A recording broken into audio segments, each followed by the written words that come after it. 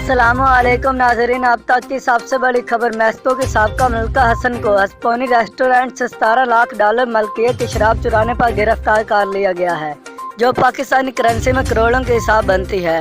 बरतानवी खबरें एजेंसी के मुताबिक साबका मिस वर्ल्ड $17 लाख अमेरिकी डॉलर की मलकियत की शराब चुराने पर इल्ज़ाम में तलाश की जा रही है।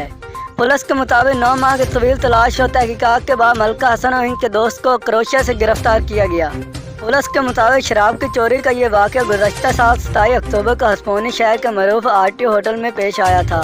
चोरी करने के बाद फ़ौरन जोड़ा बआसानी मुल्क छोड़कर फरार होने में कामयाब हो गया था और कई माह तक यूरोप के मुख्तलिफ इलाकों में छुपता और घूमता रहा। ताहम क्रोएशिया पहुंचते इन्हें हिरासत में ले लिया गया। पुलिस का कहना है कि इस जोड़े ने शराब की 45 बोतलें चुराई, जिनमें चंद इंतहाई कीमती किस्म की शराब की थी। इनमें से एक बोतल की कीमत तकरीबन $3,15,000 थी।